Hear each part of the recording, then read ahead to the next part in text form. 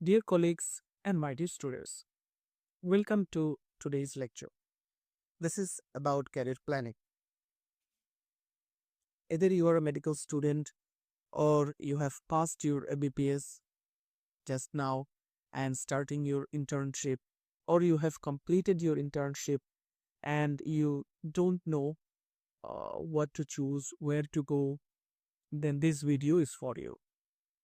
Instead of giving you a traditional OET lecture, I thought about talking about career planning so that it will become a bit easier for you to decide where to go, whether to study OET or not, actually. Okay, so let's get started. So, first of all, you need the right mindset. You know, choosing your career is not a simple decision, or it's not a, it cannot be an impulsive decision. It should be a well thought decision. So, right mindset is very important here. So, you can see that there are a lot of options in life and career. So, in life, you have many options, okay,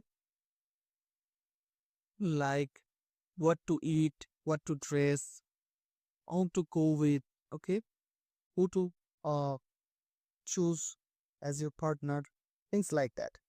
And also, there are a lot of options in your career. You can be a clinician, you can be a radiologist, or you can be a teacher, a basic subject, whatever it is. So there are a lot of options in career also. Now, look at this thing very carefully, that saying yes to one means saying no to all others. What does it mean? It means that you cannot become a cardiologist. At the same time, you cannot become a psychiatrist. You cannot become a gynecologist. You cannot become a neurosurgeon at the same time. Okay, so if you want to be a cardiologist, then you're done.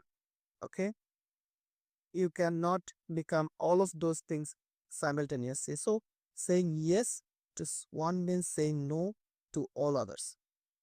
Another easy example is you have thought uh, that you will go to a restaurant for dinner tonight with your friends, maybe. But your mom is saying that she's preparing a new dish for the family, and your dad is saying that he may take you to a place where you haven't gone before. So you have to choose one of them and say yes to one only, and then you have to refuse the other two.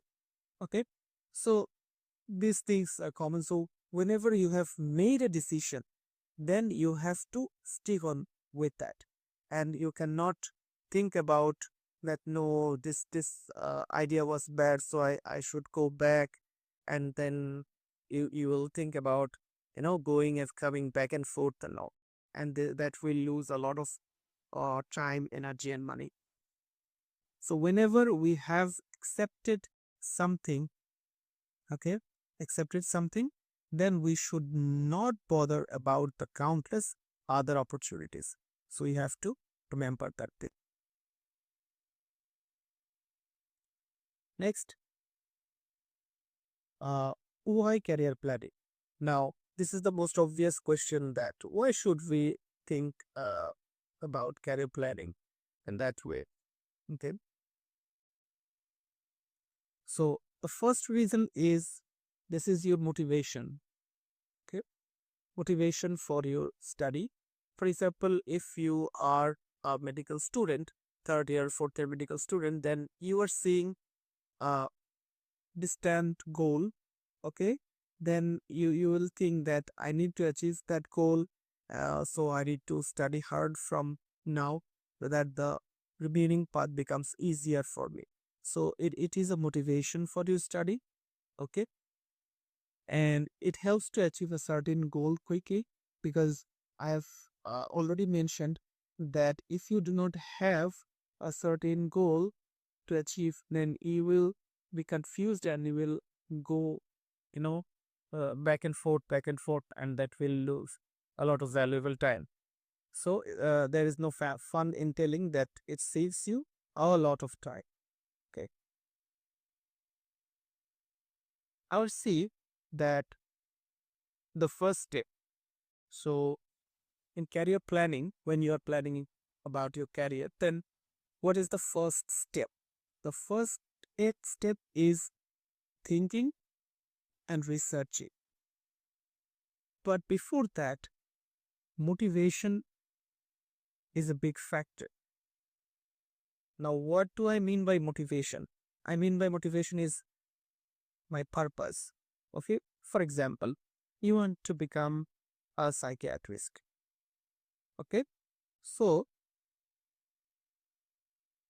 why do you think you need to become a psychiatrist? Why do you think you need to study psychiatry? What is the reason behind that? What is the motivation? It can be you like talking to people and listen to their stories, listen to their grief, their sadness, their internal conflict. You may like these things. Okay, so that can be your motivations. That's why you want to study psychiatry. And next comes think and research. Now you have to think that which subject has a good earning potential.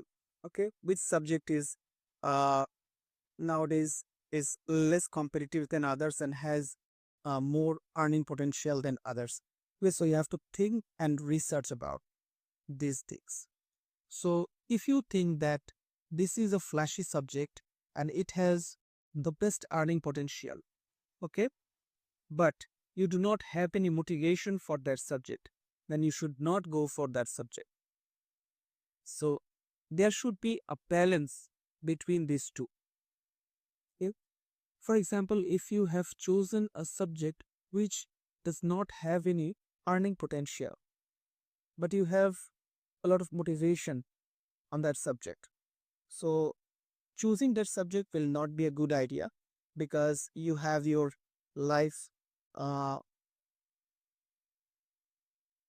expenses. You have to maintain a decent lifestyle, so you need some earning for that.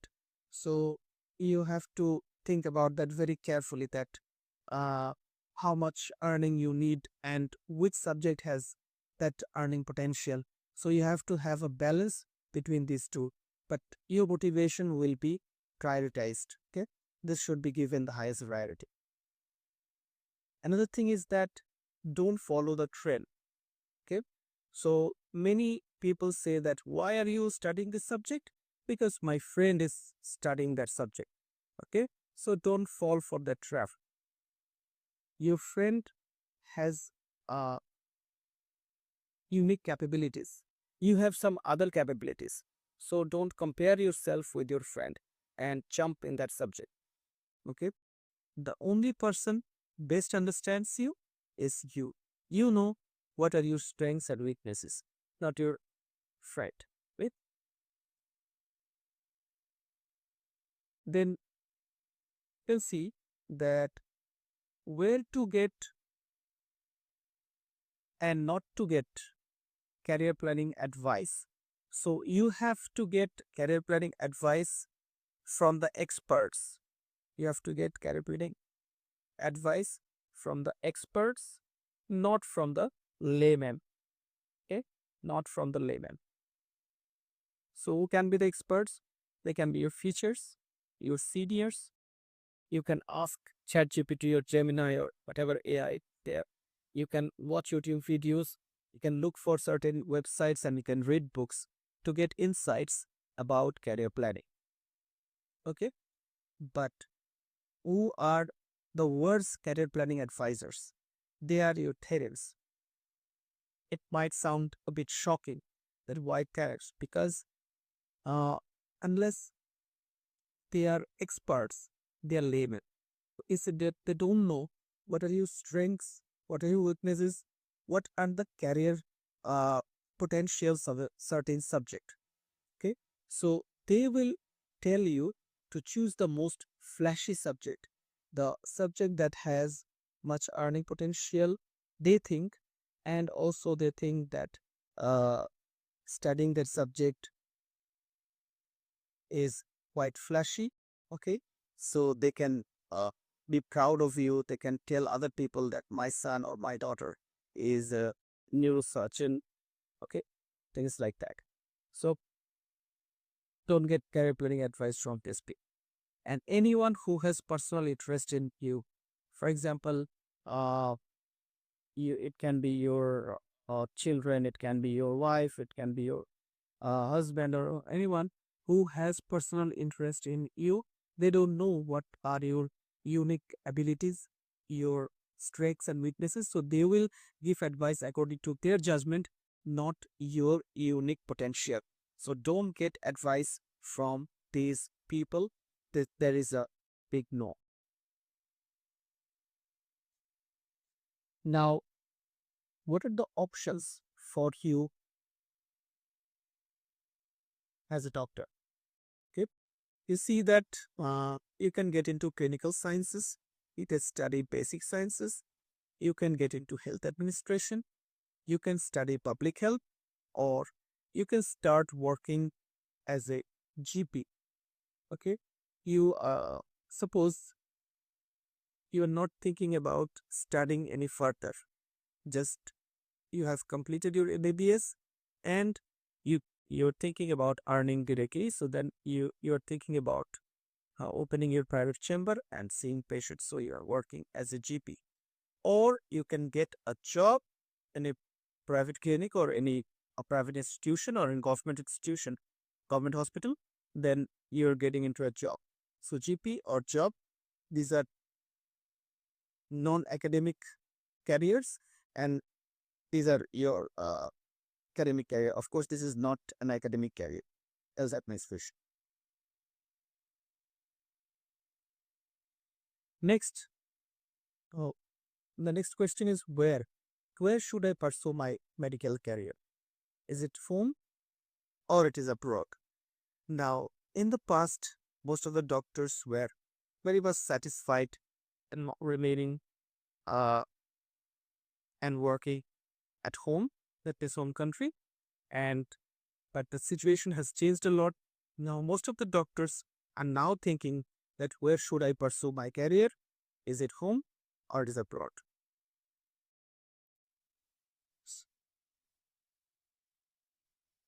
So, when deciding about career, uh, your career, then you can think about some criteria. You can look at this criteria like your personal choice. For example, your personal choice is ophthalmology.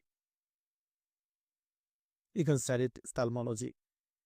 And then you will see its earning opportunity. What is the earning opportunity? What are the competition now in ophthalmology? You can think about that.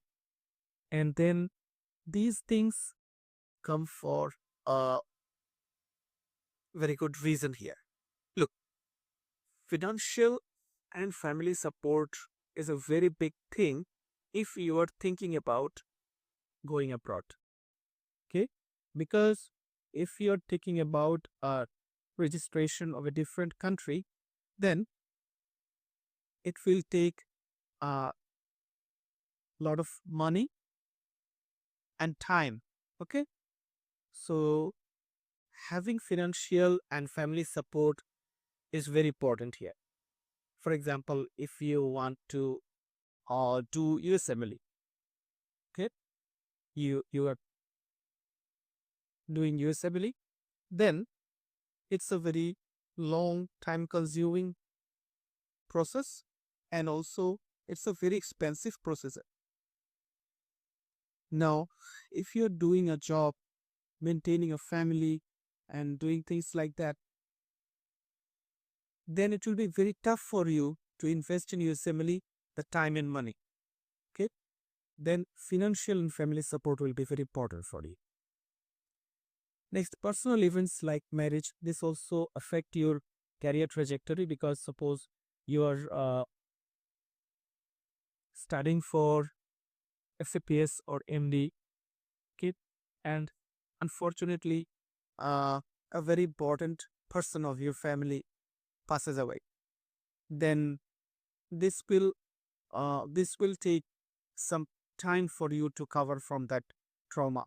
And also you're getting married, you're having child, so these things can affect your uh, career planning or career trajectory, because they will have their impact. You cannot do whatever you want at that time. Now let's talk about the clinical subjects. Here you can see uh, these subjects are for BD Bangladesh. You can do FCPS, can do MSMD or diploma in clinical subjects. Okay. So let's look at few pros and cons of these degrees. So for FCPS, so far this is the most popular degree in our country. You will have a fixed salary per month. So once you are in joining a training program under FCPS, then you'll have a fixed amount of salary. I will not tell you the exact amount because it changes over time. And the exam, the entry exam is non-competitive. That means you're not competing with other people for entry.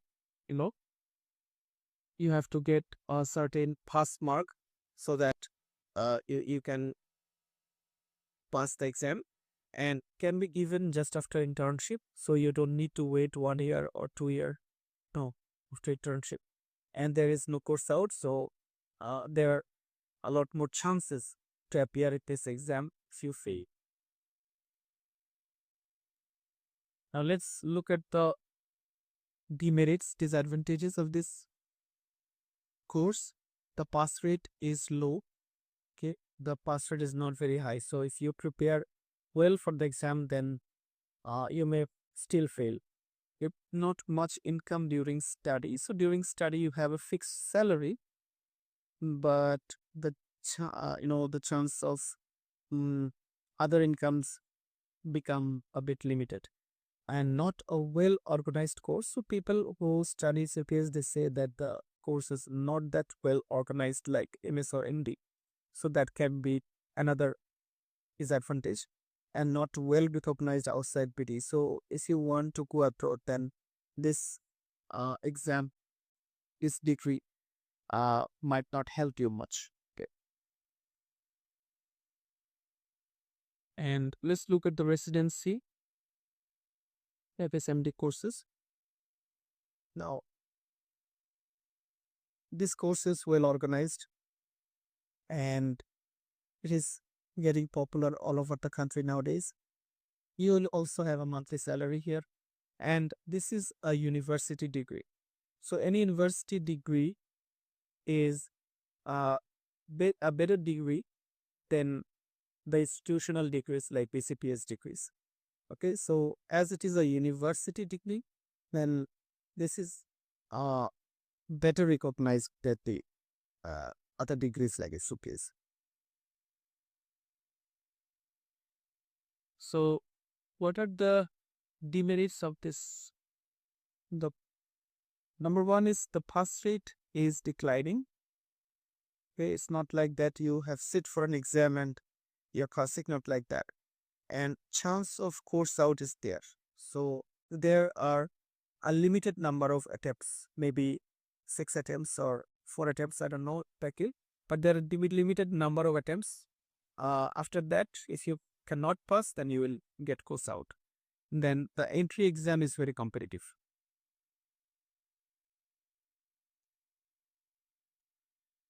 So let's look at diploma. Diploma is a very short duration course, like 2 years. For other courses like GPS and MSMD, they are 5-year course, and but diploma is a short course, so it is 2 years, and pass rate is relatively higher than CPS and MSMD, and the income is also a modest income. What are the disadvantages? The disadvantages being the certificate, it is less valued, and most doctors go on to do a higher degree. So, first of all, most doctors do this diploma, and then uh, they stabilize themselves financially a little bit, and then they go on to do a higher degree. So, this trend is there. Now, let's look at the basic subjects. So, in the basic subjects, there are two types of degrees. One is LPhil, that is of 2 years, and there is residency, that is 3 years mainly.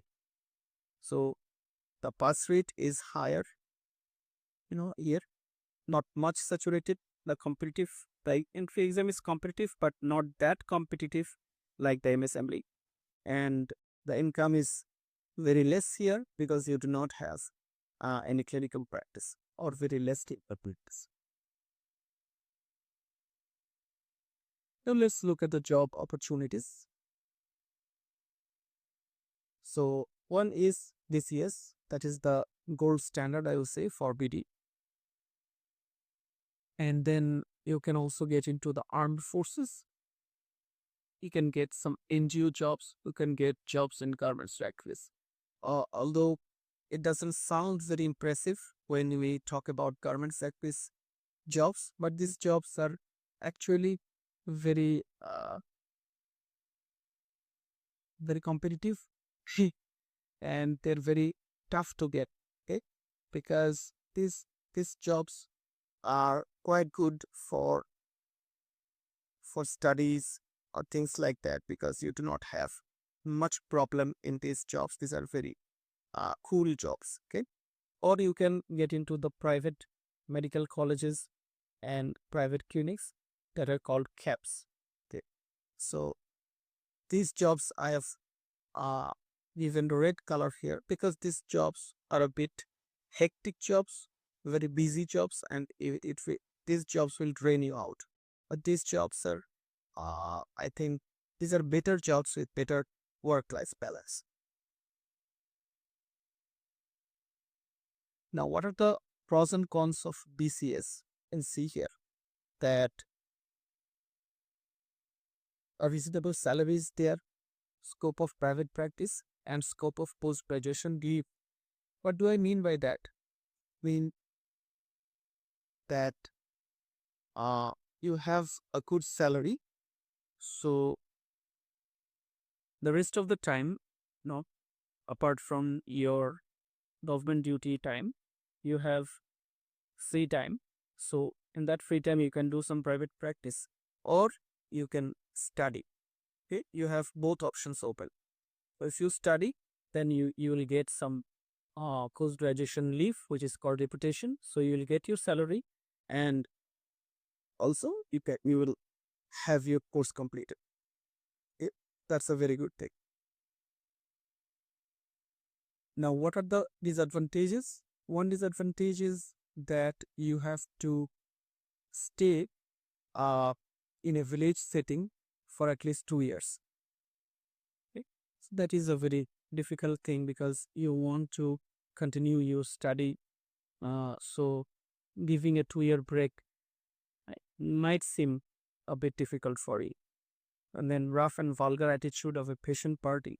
Of patient parties are not that gentle in a village setting or a Upazila level healthcare setting. So you may find, or I would say that you will find rough and vulgar attitude of patient parties. Local politicians pressures are there. Overloaded works schedule is there, and negligence of subordinates. These things will also may hurt you. Okay. Now let's look at the armed forces jobs. Armed forces jobs are very much disciplined. Okay, no doubt about that. Safety and security is there. You'll remain in the cantonment, so there is safety and security, high standard of living in comparison to the civilians, where you have to manage your own standard of living. So you will get a high standard of living over there. Your nation option, which is a very attractive option.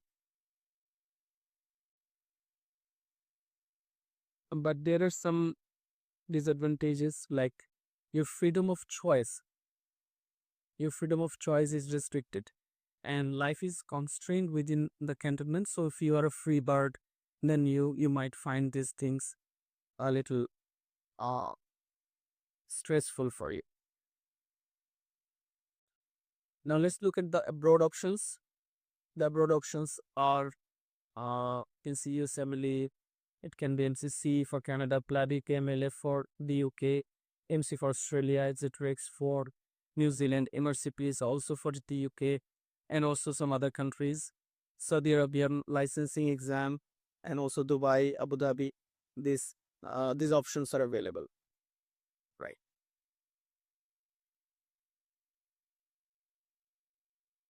So there are a few other options abroad, like if you want to do non-clinical jobs. Okay, so for non-clinical jobs, you can get into MPH, public health degree, or a PhD in a basic subject, or you can get into NGO jobs. Okay, NGO jobs can be uh, achieved after doing an MPH, or you can directly find NGO job, maybe. Next, what are the countries? So people mainly look for these countries like the United States, then Canada, the UK, Australia, even Middle East and Maldives. These countries are also attracting doctors from Bangladesh.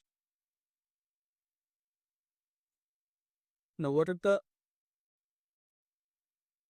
benefits of living abroad or doing a job abroad? Because the salaries, obviously, the salary is higher over there. So, other than that, you would not attempt to go there. So, higher salary is there, standard of living is there, and dignities and honor is there. Because in our country, the vulgar and rough attitude, which I've already mentioned, these things are not there. They are quite respectful to the doctors, especially in the Western countries. And what are the disadvantages? One thing is that you are away from home. You cannot see your families. You cannot see your relatives frequently, or when you want to, cannot see them, and cannot serve your own community directly. So these things are the disadvantage.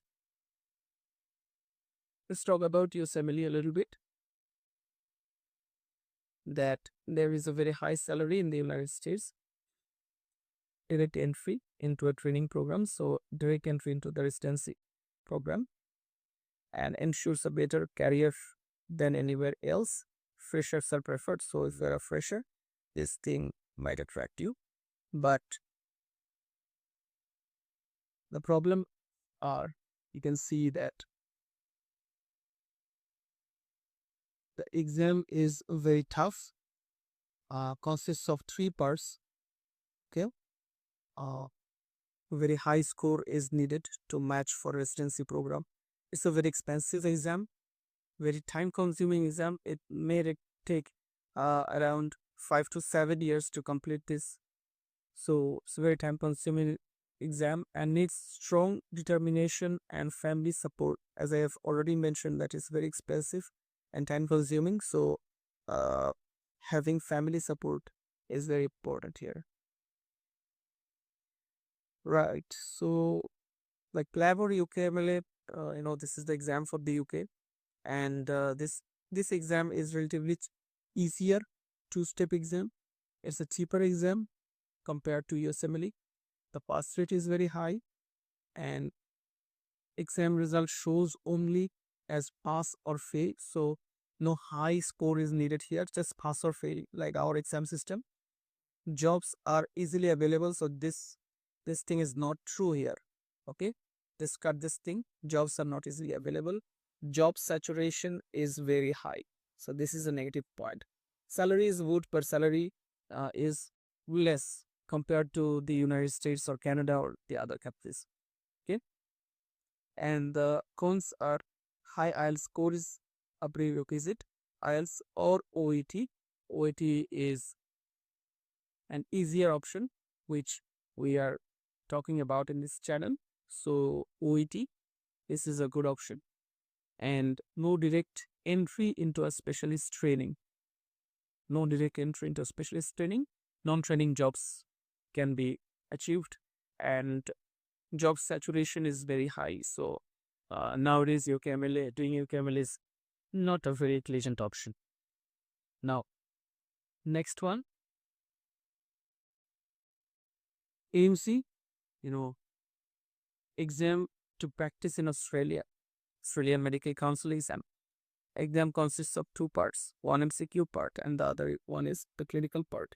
After passing only MCQ part, job can be taken under a provisional registration, but that is very, very highly competitive. Okay, just passing one part and getting a job.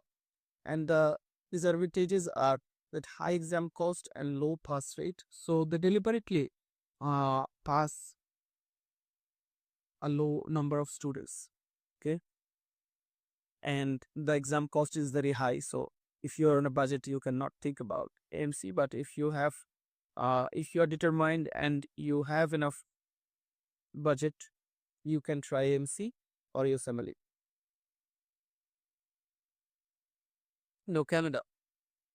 Regarding Canada, this is a bit weird that most doctors work in research projects or in public health. Why is that? Because to practice medicine, you have to clear this exam, MCCE. So this exam is the toughest of all. As we have mentioned AMC, we have mentioned USMLE, CLAB, UKMLE, but this is the toughest one. Okay, so this is the toughest one. And for that reason, most of the doctors do not practice medicine in Canada from our country. They do non-clinical jobs like these things. Okay, but Canada is a very popular destination for doctors nowadays. Right. Now let's talk about a bit about the Middle East, like Saudi Arabia. The licensing exam is or can get jobs through agencies. A good option for couples, but saturated nowadays. So all the things I've mentioned, they have become a bit saturated. Middle East, that is Saudi Arabia, also has become saturated for doctors, because in our region, that is India, Pakistan, Bangladesh, Nepal, Sri Lanka, we produce a huge number of doctors, and many of them, a very big number of them, are trying to migrate to the countries like the US, like Canada, Australia, UK. So these destinations have become saturated, and then they have pushed to the other countries like the Gulf countries, and the Gulf countries are also becoming saturated nowadays. So you have to be very calculative in choosing your career approach. So just after internship, what should you do just after internship? You can think about preparing without a job, or you can take a part-time job plus preparation, or you can take a full-time job. Okay. Next, preparation. The preparation, you can prepare yourself, or you can do some coaching, whether it is FCTS, MSFD, or BCS, or the different Western country registration things. Then you can some study coaching or their online courses you can take them. Useful resources if you want to study for a higher degree, then understanding basics is a prerequisite. Then Dr. Najib Peck lectures. This is a very good, very useful resource, I think. the Oxford Handbook of Clinical Medicine, USMLE First Aid, MC Handbook of Clinical Medicine, YouTube, and also don't forget your friends, AI. AI chatbots are also very useful. So jobs after internship, you can take jobs like cab jobs in different clinics. These are available. Medical colleges, MO or lecturer. You can take jobs in factories, NGOs, or you can start practicing as a GP. For job at home, there are a few courses. These things will add value to your improve your skill and to get a job, like 6 months ultrasonography course. This course is very important, very useful when you are looking for a CAP. And 6 months PGT on anesthesia is also very important. If you have, this will give you extra advantage to earn some extra money. A CCD course, that is a course on diabetes, also important if you want to do GP. If you want to do GP, then you can do this course. Now let's talk about your English language skill. This is very important, that whether you pursue your career in home or abroad, okay, English language skill is a very important skill to learn. Why? Because you have to attend seminars, you have to attend workshops, and you may attend international conferences where English language skill will be needed. Yeah. Then I would suggest that reading English newspapers, listening to news channels like CNN, Sky News, ABC News, etc. This will give you an edge over many other skills. And writing journal entries in English will also help you in improving your English. Now, financial education is also important. Understanding what money is, what money can give, and what it cannot. Okay, so thereby you will understand that not blindly running after money and understanding your values are important. Okay, and prioritizing your spending areas, you'll have to do that eventually. And let's look at a few personal habits which are very important for career planning success. One is eating healthy, one is regular physical exercise. So these things are very normal things. Everybody knows these things, but we do not implement these things regularly. We are overworked. Sometimes we are very tired, so we cannot eat healthy. We cannot do regular physical exercise. But these things we actually forget to do. But these are very important. And then good sleeping habits, avoiding too much screen time, avoiding emotionally triggering things. For example, you are watching a cricket match where the intentions are very high, the emotions are very high, and you are very emotionally charged up. Then after watching that match, you cannot study, you cannot give concentration in your study. So avoid emotionally triggering things. This is important. So what are the takeaways? The takeaways are think and observe. Okay, so do not take or do not make any impulsive decision. Think about what you are trying to do, what you will choose eventually. You have to think about that and observe and make your own decision. Don't rely on anyone else, and don't let anyone else to manipulate you. Okay, I will say that is manipulation. If someone is telling you do this or do that, they are trying to manipulate you. Don't listen to them. Make your own decision. Make your own decision. Okay. So see you in the next video. Until then, take care.